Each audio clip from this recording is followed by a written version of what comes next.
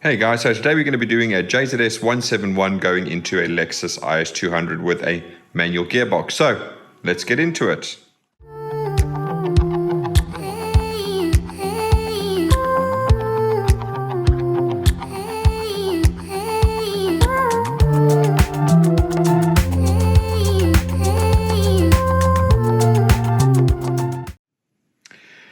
Right, so as I said, this is a JZS171, so that's going to be a 1JZ-GTE VVT-i.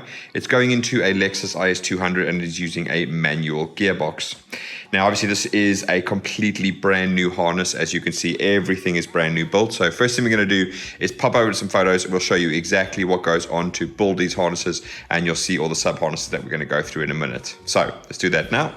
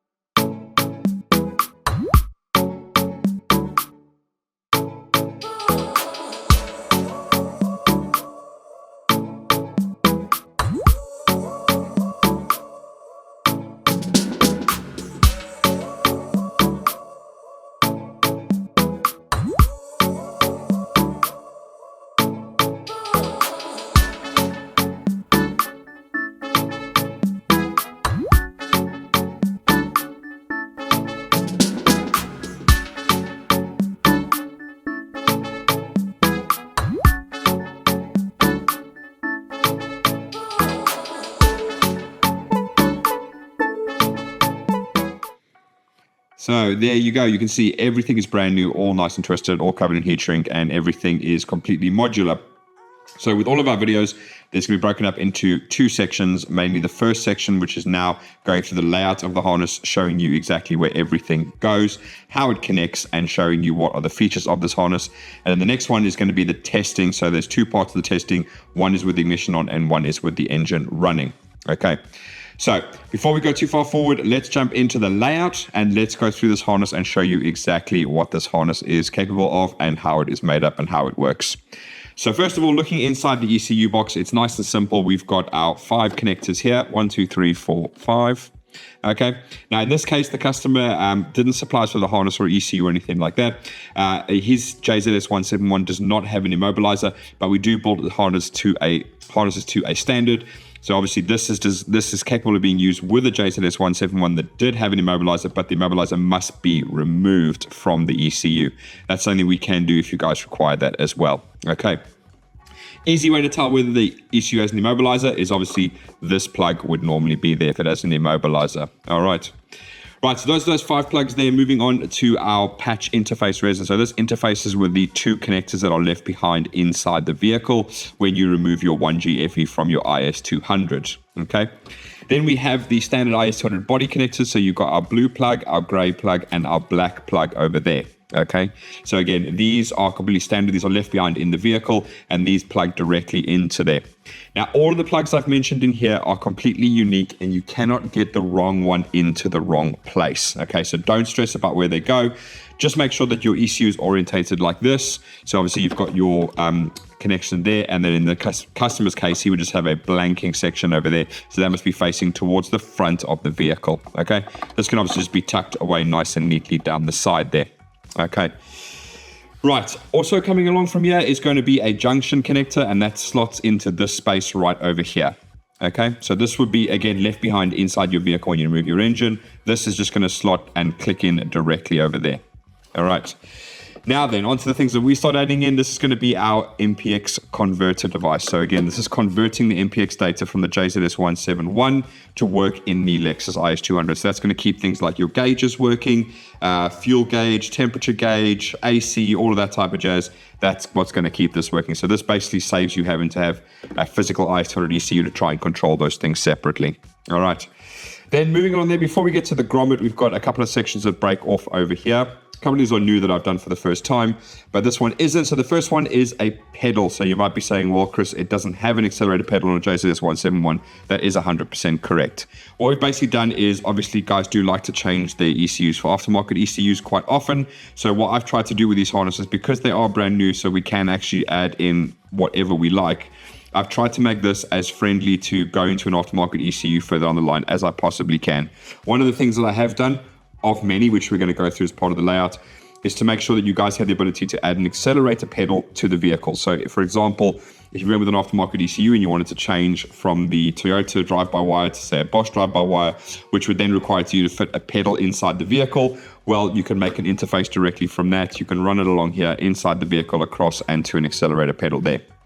Okay, so for this purposes, obviously it doesn't do anything. If you're using the standard ECU, you can't really make it do anything in that regard. Right, next up is going to be our Atomu device again. So this is running for a manual, and it's a JZS171, so it's originally an auto. So this is going to fool the gearbox, fool the ECU into thinking there is an automatic gearbox there. I have put this on a connector here because, again, it's one of those things, if you did want to go to an aftermarket ECU, these are not required. So again, you can just unplug this and you could sell on to somebody else. Okay. And then next up in the same boat is going to be our little solenoid sub-harness over here. Now, again, this is going to be designed to come down underneath the ECU box, down through there, and then out the bottom here, because these resistors that we have to put in to remove the final codes, the last 3 codes, for the automatic gearbox being gone, they get incredibly hot, so you can't put them inside the ECU box. So that's why this has got quite a bit of length on it. It's obviously designed to go down through the rubber grommet there outside, and the resistors can sit inside here, up along here, or wherever in the engine bay, as long as they're not inside here where they can melt wires and plastic. All right, so that's that section. Also, if you go with an aftermarket ECU, you do not need these. So again, you can just unplug that, shove that away in the bottom there, and then never have to look at it again. And then obviously you can run your aftermarket ECU. All right, so that is the entire ECU box. I'm just going to cut to a photograph now so you can see exactly what it would look like when it's actually inside the car. So you can see everything's nice and neatly tucked away. And obviously it's not just a big mess like you see here, but obviously I'm trying to show you what everything looks like. Okay. Right, so moving along from there, we go to our grommet. Then we have a long section that obviously is going to run along here by the battery and so on, because again, this will be a right-hand drive vehicle going along there. And then we have our first breakout at the back here, and that's going to go to our injectors. So you can see our injector sub-harness over there. Just runs along from here, and you'll see everything is labeled. So you've got injector 1, injector 2, injector 3, injector 4, injector 5, and underneath there will be obviously injector 6. What I have done in this case as well is because obviously we provided the connectors, I've given them so gray, blue, gray, blue, gray, blue, which is quite a similar thing that Toyota do. So again, you can actually visually tell that you've got all the injectors in the correct place. Again, this is on a sub harness, same reasons as everything else. If you go with an aftermarket ECU and you do want to change the injectors, well, it's a hell of a lot easier just to be able to disconnect that, and we can make your harness up for whatever injector you want. So Bosch, you need an EV1 style connector. If you need a U-Scar style connector, a lot of the most popular ones use that. But again, we can make an injector harness specifically for your injector, so you can just unplug that and go from there. And obviously it helps if you want to test out things as well. You can just unplug all the injectors. And lastly, it is easier to unplug all the injectors if you wanted to remove the engine harness, because these connectors unfortunately are not rated for as many connects and disconnects as the DTM connectors. So it's, if you don't want to be disconnecting these all the time and risk breaking them, obviously that's the way to go. Also coming out there, we have our ignition sub harness. Okay, now then, again, this is one of the things about how I've made these harnesses work with also if you want to switch to an aftermarket ECU. All there are is the ability to have 6 ignition outputs in there. Now, normally, if you know the JZ engines, especially the later VVT-i ones, they use a wasted spark setup, so they've only got 3 coils. So the ECU naturally, the standard ECU, only has 3 outputs for ignition.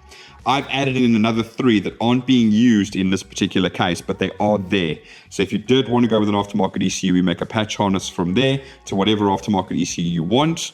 And then obviously we can have all 6 ignition outputs used, and therefore we could change this to coilover plug. Obviously he's using a standard ECU at the moment, so we have got to use the standard setup. Now then, from this here, you can see we go over to our igniter for the JZ engines, so that's over there, and then it also splits off and comes along here, and it goes to, again, this is where it gets a bit weird, because that's actually ignition 2, because it goes over cylinder 2. Not that it works for that exact reason, but yeah. And that is ignition 3. Again, it actually goes to cylinder 4 and 3. That's 3, that's 4. And then the last one here is called ignition 1, but the actual coil's over cylinder 6, but it runs all the way along there to cylinder 1. Okay, so remember, this is a wasted spark setup, so it's firing 1 and 6 at the same time, it's firing 5 and 2 at the same time, and it's firing 3 and 4 at the same time. Okay, so those are the firing order pairs. So again, and that's basically how they fire. So that's why that's ignition 1, so that'll be the first firer. And then that's number 2, so that'll be the second one that fires. And that's number 3, so it goes 1, 2, 3, 1, 2, 3, 1, 2, 3. Perfect. Okay. And obviously you need this igniter mounted to a point where it's going to get an earth. So again, that's why I've got it mounted here, because that's where the original earthing strap was on an IS200. Right, so that's that section over there. We then move along to here. We have another section that breaks out here. That goes over to the cam sensor. So you see that's plugged in, the cam sensor over there. There's only one cam sensor on the VVT-Is. You don't have the one that's in the middle like on the non-VVT-Is. You just have the ones at the rear. Also coming out there is your ground strap. Now again, this is a 2JZ-GTE VVT-i engine, not a 1JZ-GTE VVT-i. This comes out here because if you take a look from the top on that, it's a flat surface here. Probably be about here on a 1JZ-GTE. And there's 2 earthing points there. So that's where this is going to go. I've got it screwed in here just because it's here and I can use it. All right, then moving along from there, we have a breakout here, and this is going to be quite a few sections. So let's delve down below and let's start with what we can see first of all. So here we go, we have throttle, okay? Again, it's a 12-pin connector because we have quite a lot going on. So on the standard setup, you have effectively a accelerator position sensor, okay? That's that one over there. We then have our drive-by-wire motor. That's that one over there. And we then have our TPS, which is over there. Now, when I go into actually do the running of the engine, you're going to see these are obviously going to come up here, and it's going to go to the throttle body over here. So you can see there's your drive-by-wire, there's your TPS, and there's your accelerator position sensor. Okay, but it'll look a lot better when we come back and you can see on the video what it looks like there. Obviously with the intake normally going over the top, all of this would be hidden and it'd be impossible to do the video nice and neatly. Okay, right, moving along from there, we then have here, which is VSV or vacuum solenoid valve. Okay, now this is going to go to your FPU, which is fuel pressure up, and PRG, so that's purge for your canister. Okay, now You might think, why have I put that on a sub harness? Well, it's actually for the fact of when guys go with an aftermarket ECU, you actually don't really need these at all. Obviously, fuel pressure up is kind of irrelevant because you'd be tuning a standalone ECU. So again, you could tune out that ability. Purge canisters, you might not be using it, but what I have done on this particular plug here is I've added in the ability to add a flex fuel sensor if you went with an aftermarket ECU. So that's something that's becoming quite popular now. So I wanted you to have the guys to have the ability to do that if you wanted to. Okay, so standard ECU, it's just your fuel pressure up and your purge canister. Again, these are two different connectors. You can't plug them in wrong, so do not stress about it. There will be things like this under the intake like that, and you just plug them directly into there. Okay. Right, we'll move over to the next one we can see, and that is going to be oil. Obviously, you can see it's a nice 6-pin DTM connector. With the standard setup, we are just utilizing the oil pressure switch that's over there. But like with the ignition and with this, what I have done is I've added the ability to have oil pressure and temperature. Okay, so all of those wires are coming back to unused pins on the ECU, so they're not actually connected to anything in this current situation. But obviously, if we make a patch harness to an aftermarket ECU, we can add in oil pressure and temperature, provided that the aftermarket ECU can utilize those two particular functions. Okay, but it also means that if we did an aftermarket ECU, even if you didn't want to add an oil pressure or temperature sensor, we would still have all the wiring there. So even if you bought an aftermarket ECU and didn't opt for that, you could go for it later, because then whenever we do a patch harness, we would utilize those wires going to the aftermarket ECU, even if you didn't fit a physical sensor. Okay. Next one is fuel. You can see this one's actually blanked off. So again, this is only for aftermarket ECU use, and it is basically for a fuel pressure and temperature sensor. Okay. All right. Next up here is going to be K&K or knock. Now in this particular case over here, you can see we've got the knock sensors over there. So there's one, and there's, well, that's one and that's two. Sorry, because one does cylinder 1, 2, and 3, and two does cylinder 4, 5, and 6. Okay. Now again, this one we have done is we've used twin core shielded cable to here. So if you wanted to upgrade to the Bosch wideband knock sensors with an aftermarket ECU, no problem at all. You would just unplug that standard one and you'd plug in Bosch ones. Again, only for use then with an aftermarket ECU, not with a standard ECU. Okay. Right, let's do these two over here. So because it is a JZS171, there is a pressure sensor. Is it labeled at PRE? There you go. This is for power steering pressure. Okay, so on your power steering lines here, there's going to be a 3-pin pressure sensor, and that plugs into that. Now then, if you're not going to use the JZS171 lines, or IS200 lines would also be exactly the same. So if you wanted to fit IS200 lines into the vehicle, I think they also have a pressure sensor that is attached to it. Basically, that is to help with things like picking up the idle when the power steering is on full lock. There is a code that's associated with that if it's not plugged in. Little hack for you guys, if you want to know, is your IS200 had a manifold pressure sensor. All Toyota pressure sensors have the same plug on them, and they have the same pinout. So if you're not going to be using the pressure switch from the power steering lines, take your IS200 manifold pressure and just plug it in. Yes, it's not going to do anything. It's not going to read like increasing and decreasing pressure, but what it will do is it'll stop the code saying that you haven't got the power steering pressure switch, pressure sensor connected. Okay. Then also coming down here is your AC plug. So again, that plugs directly into the AC pump over there. So remember, as I said, with this setup over here, this is taking care of the whole AC system, but it does work as factory. So like factory, you do need to have all the same criteria met. So you have to have the correct pressure. You've got to have the pressure sensor plugged in the front and working, and so on. So basically, it just makes it a standard AC system. It's nothing special. So if there's a problem with your AC system, that will not work.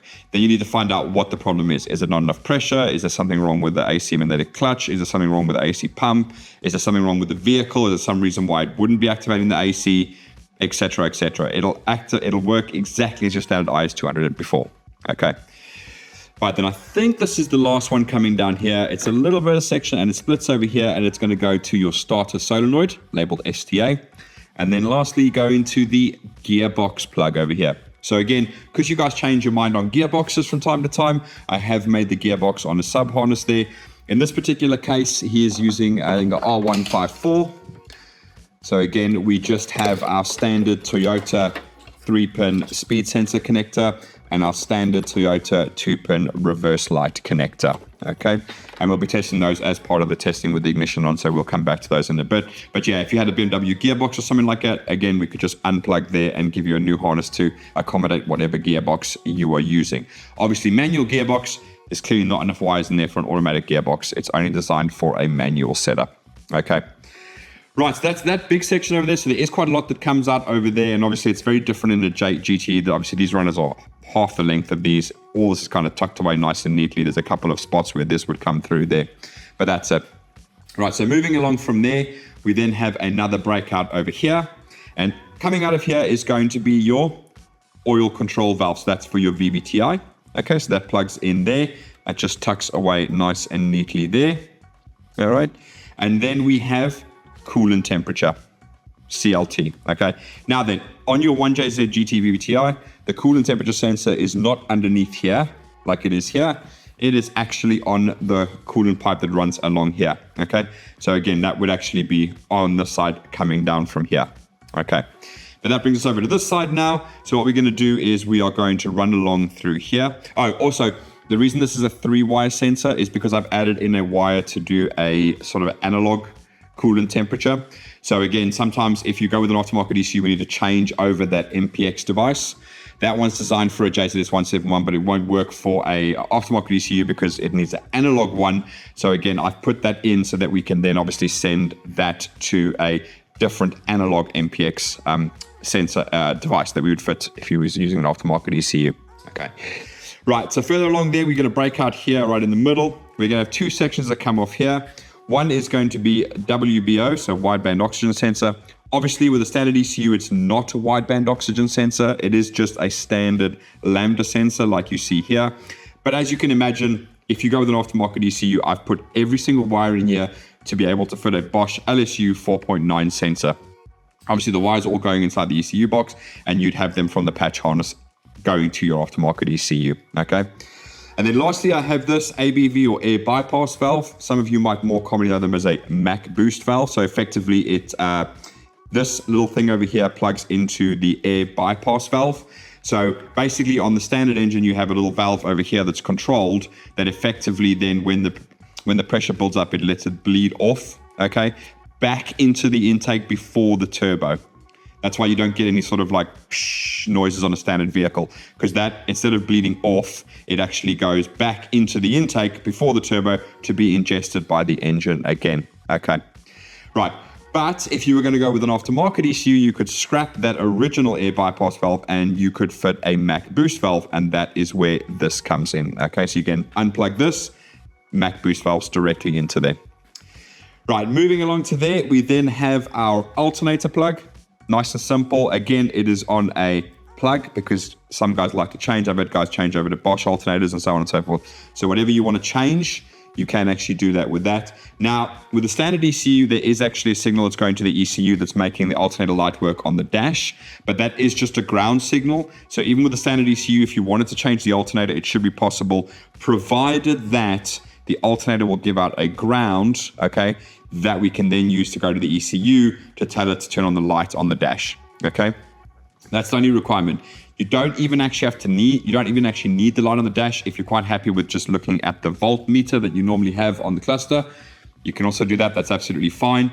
It's up to you, but it is there and it works currently. Okay, right. Next up down here we have our crank sensor, so that plugs directly in over there. Super nice and simple. And then coming down here, we then have our MAF or mass airflow sensor plug. Okay, right, so that's over there. Now again, 5 wires here, but I have a 6-pin DTM connector. What I've basically done is I've altered this in such a way that this could be disconnected in the event of going with an aftermarket ECU, and we could fit a MAP sensor or manifold absolute pressure sensor. Okay, so I had to add 5 volts into this. That's the extra wire from 5 to 6. I've added 5 volts in here so we can add a manifold pressure sensor, and therefore you can run that on there if you're going with an aftermarket ECU. Now, there is one other thing which I think I forgot that I'm going to come back to, and that is on the throttle here. Obviously, we've got everything for a drive-by-wire. So again, you could change this out to a Bosch one if you're with an aftermarket ECU. But also, most importantly, what I have done with this throttle section here is I have actually added an intake air temperature sensor wire. Obviously, it's not used here on the standard setup, But if you were going to go with aftermarket ECU, you'd much rather have the intake air temperature sensor literally just before it goes into the throttle, so the ECU has a much better measurement of the temperature of the air actually entering the engine, rather than the way that Toyota do it, which is obviously they have an intake air temperature sensor built into the mass airflow. But obviously it doesn't really matter because they've spent billions of dollars testing their vehicles. So they know that if the air coming in is 20 degrees, they know how good the turbo is. They know exactly how good the intercooler is. And every single vehicle is pretty much the same. So they know roughly what temperature the air will be by the time it gets in. Okay. Bearing in mind, these things also read ambient temperature. So it not only knows the temperature of the air coming in through the mass airflow meter, it also knows the temperature of the surrounding area where you are. So it knows if it's 30 degrees, it knows if it's minus 10 degrees. So again, these ECUs are very complicated. They can use a lot of that data to their advantage. So yes, although on a standard setup, you have the intake air temperature sensor on the mass airflow meter, which is technically before it even goes into the turbo. So obviously it's coming out of the turbo, getting heated, going through the intercooler, coming out the other side and going into the throttle body, and that's fine. But Toyota spent billions, obviously working out exactly how it would behave in the middle of the desert at 50 degrees or in Sweden at minus 25 degrees. So again, if you're going with an aftermarket ECU, it's much better to fit the intake air temperature sensor directly in the pipe here, just before it goes in the throttle body. Then the ECU will know exactly what the temperature is before it enters the engine. Also kind of useful, you can see how well your intercooler system is working. So you could technically fit a temperature sensor on the inlet there and a temperature sensor there if you had an aftermarket ECU, and you could see how effective your intercooler is. Right, so I think that's pretty much the layout of the actual harness itself. Obviously, you can see how everything plugs in. Hopefully, I've gone through everything with you guys so you can see exactly how it works and exactly how we've made these things really nice in terms of if you want to upgrade, you definitely can. You don't need to go out and spend loads of money and buy a completely new harness. You can kind of just unplug everything and literally change to whatever you want.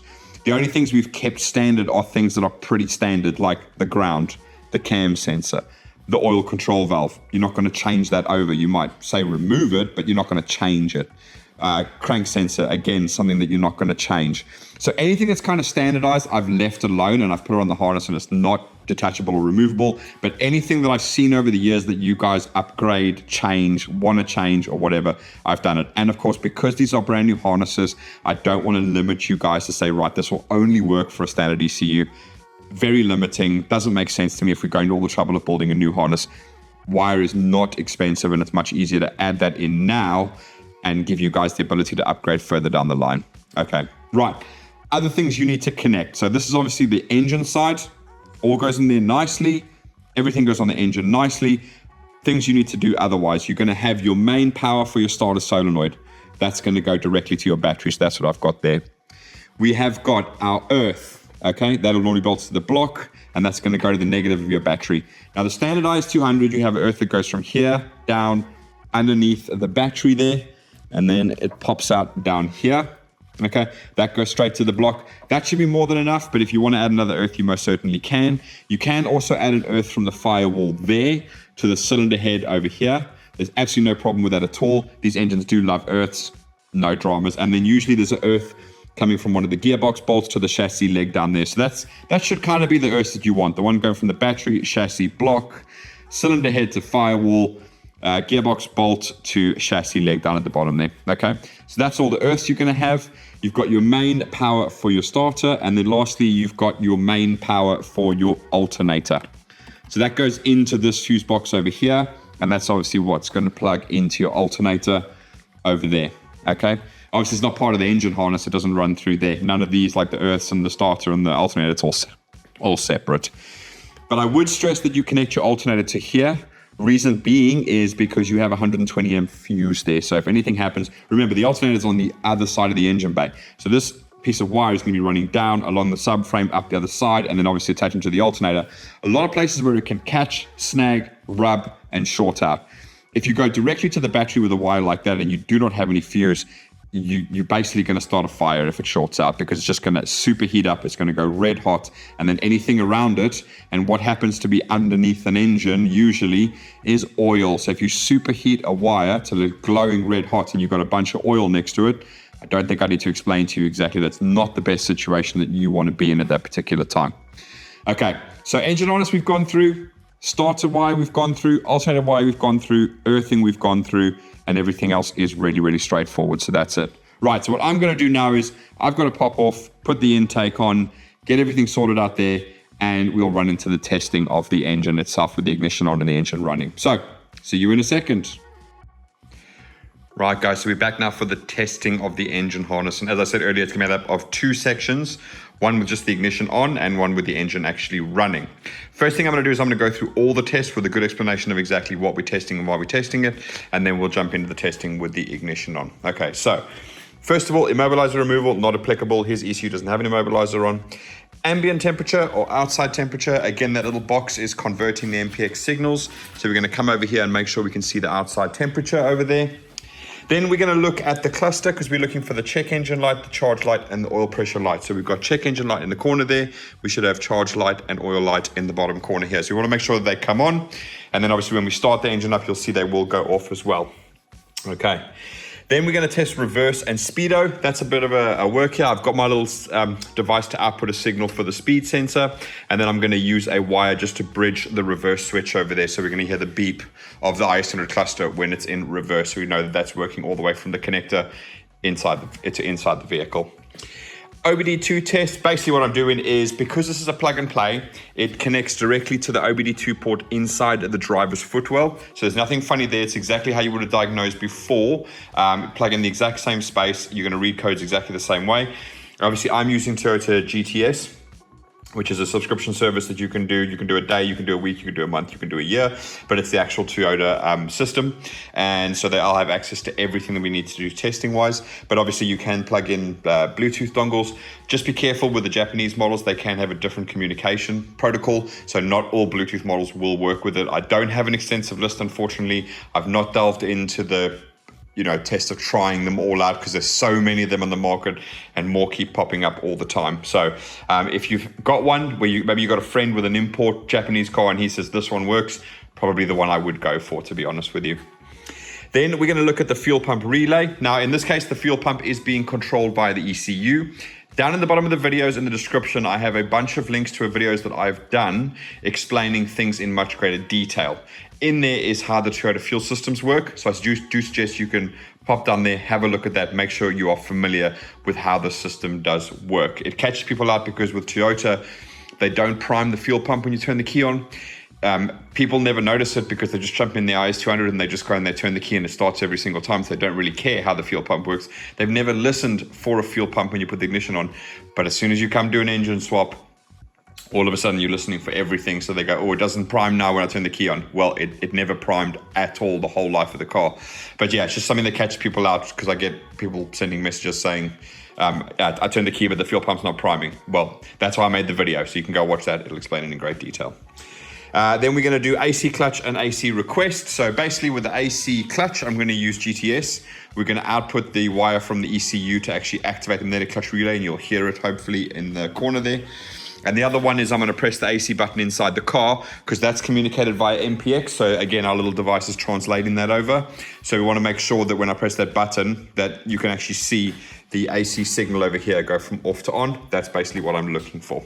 Okay. Right, so that's everything with the ignition on, and then we're going to move to the engine running. Now the starter circuit, what I mean by that is basically, because it's plug and play, you come in, you put your key in, you turn it to on, you go to start, and the engine starts. Okay, that's what I'm looking for, to make sure that all the wiring inside the vehicle is 100% correct, that when you plug it in and you get in there, you turn your key to go to start, it starts.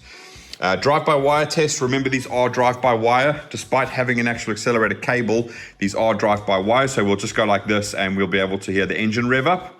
And so what I want to do is, if you take a listen here, you'll see this whole section there is not actually attached to the butterfly. As soon as I get to here though, see, so drive-by-wire, override. All right, so if you ever have a problem with an IS300, IS200, 1JZ-GTE, 2JZ-GTE, and you're like, oh, I've got no throttle until I put my foot right to the floor, that's what's happened. Your drive-by-wire throttle motor has stopped working, and you've only got the small override section over there. Okay. Also, I did a video about the JZS 1JZ-GTE VVT-is. Just remember they don't rev up pass up until they're about 30-40 degrees. So just be wary with the 1JZ-GTE VVT-i, and I'm pretty sure I did a video, I'll link it down below, but actually show you how the throttle blade actually physically doesn't even open all the way until the coolant temperature reaches a certain point, okay? But that's going to be that. Oil control valve test, I'm just going to test it with the GTS. It's going to make the engine run like really lumpy as it advances and retards the cam on the inlet. Injectors and coils. Basically what I do is I don't plug in all the coils properly. I don't clip them down. So I'm going to literally take them off one by one. Okay. And you're going to hear the engine misfire and stop misfiring as obviously as soon as I plug them in. So I do apologize if I start it up and you hear a slight misfire and you see me running over there to push down on a connector. That's the reason why they're not properly clipped in, but I can't unclip them with one hand and hold the camera at the same time. And they've all got new terminals on, so they're pretty good. Right. Tacho, as it says, literally just going to pop over here and hopefully we'll see the tacho move. That's all we're looking for, really. I might give a bit of a rev as well, just to make sure. Next up is coolant temperature. So again, because coolant temperature is spread via MPX and we have to translate that specifically on this one, I want to make sure that our coolant temperature over there is actually reading correctly, okay? And then lastly, diagnostics. I just want to go through diagnostics, how you do it, etc., etc. It'll be a little brief overview at the end there as well. And obviously you'll see that we have no diagnostic codes on this, despite having no automatic gearbox, because we put the Atomu and the solenoids and everything on as well, okay? Right, so without further ado, let's just jump into the ignition on testing. So first thing I want to do is put the ignition on. So again, normal key in your car, go to on, happy days. Right, so let's go on to ambient temperature. And you can see there, 18 degrees, summertime here in the UK, so that's about as hot as it gets. Yeah, so that is ambient temperature. Check engine light, charge light, oil pressure. Well, you can see them all on here now. Check engine light, charge light, oil pressure. Fantastic. Now, quick one while I'm here. The IS200 had an oil level, which is the top, the orange one. Japanese models didn't have an oil level sensor. So effectively, when you put it into IS200 or IS200, you just have to remove the bulb from here. And if you take a look over there, I think it's actually labeled there. You see it says oil level check. Right there, and you can see I've removed the bulb there because I have so many different examples on here. But yeah, just remove that bulb. And also the traction control will not work, so you want to remove the TRC bulb down at the bottom over here. I think that's labeled as well. Mine's obviously definitely gone. It's definitely one of these down here, or that one over there. Anyway, you want to remove that bulb, otherwise it's just going to constantly flash at you. Remember, a JZS171, I don't think it had TRC, it had VSC, so a completely different system altogether. Right, so that's check engine light, reverse. All right, okay, so super easy. On the IS200, you guys all know it. You get that annoying beep, obviously, when you put it into reverse. So again, I'm just pushing terminals into the actual reverse connector. And as I touch it there you go, you can actually hear the beeping. All right, so I did that on purpose. I just pushed the terminals into there because it tells me that the crimp there is correct. Obviously, all the way to inside the vehicle is correct. So obviously, 100%. Right, speedo test. If you've seen other videos, you know exactly what I'm going to do. This is a little device that I use to actually output a signal that I can use to test. So if you just give me a second, unfortunately, it's a bit difficult with only one hand.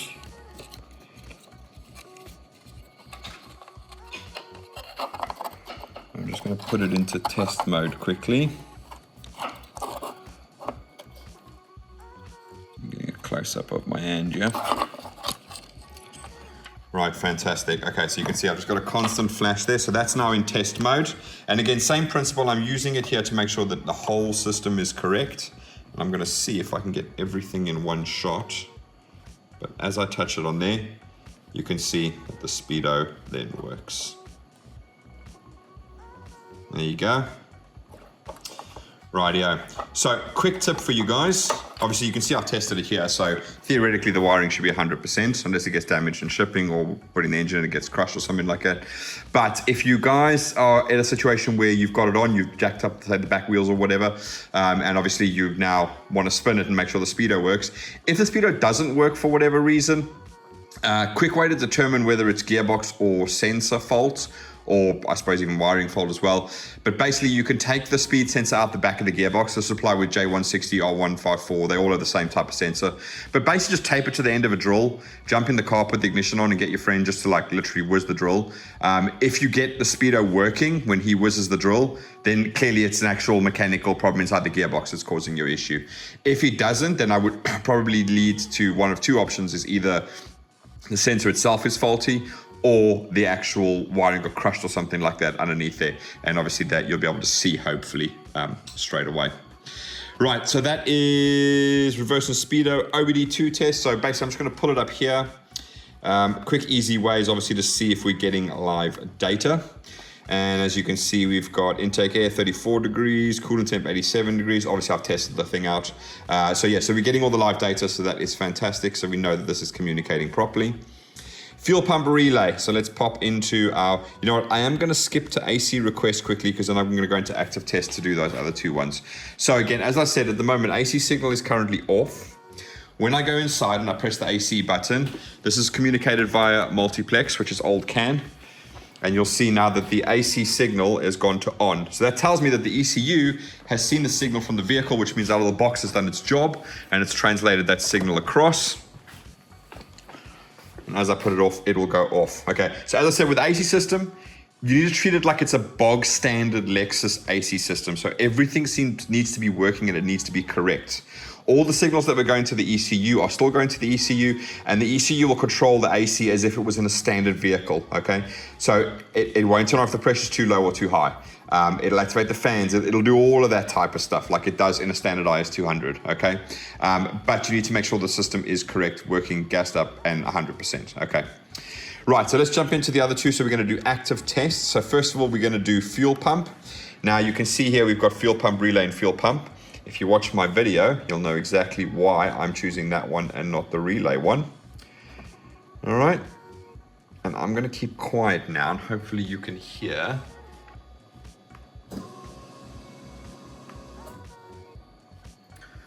Fantastic, hopefully you heard that, but that was the fuel pump kicking on and off. And lastly, we're gonna do AC magnetic clutch relay. And again, I'm gonna keep quiet.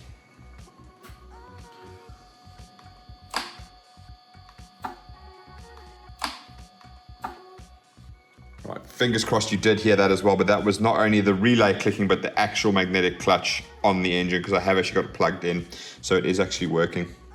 Okay, right, so that's everything for the ignition on testing. So what I'm gonna do now is, because the engine is already warm, and obviously part of ours is coolant temp, so technically we've already done that, because you can actually see that the coolant temp is there, and it's about 87, I think it said it was. So that seems about right, because it's about halfway. Just slightly under 85 degrees. Yeah, so I would think that's good. So anyway, what I'm going to do is I'm going to get my air defenders on. We're going to come back and let's jump into the engine running testing. All right, see you guys in a second.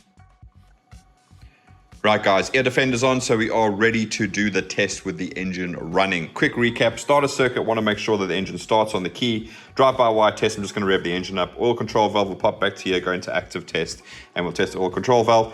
Jetches and coils, I'm going to go around, I'm going to unplug each injector one by one to make sure they're working. Tacho, we should see that on the cluster there. And then coolant temp, which we've already done, and then we'll go through the diagnostics as well. Okay, right, so without further ado, let's go ahead and crank this bad boy over. Okay, so that starts up. Right, so drive by wire.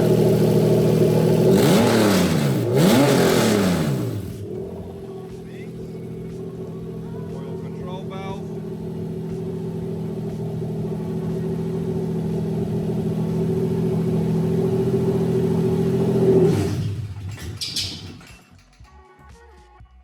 Okay, don't stress about that. That is perfectly normal. If you saw in the instructions there that it will cut out because it's only one bank engine.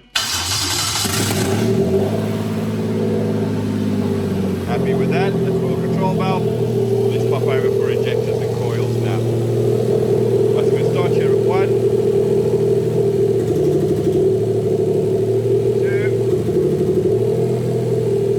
3.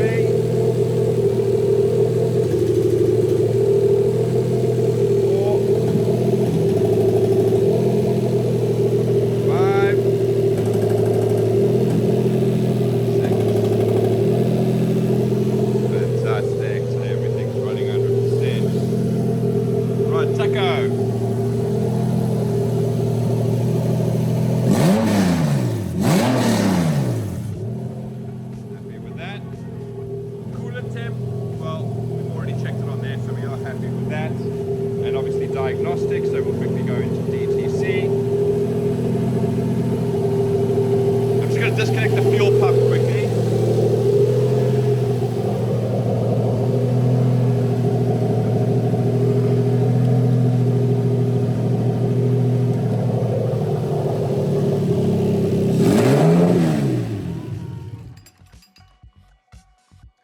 So I just don't want to turn the ignition off because that's the reconnect on the laptop and everything. But there you go.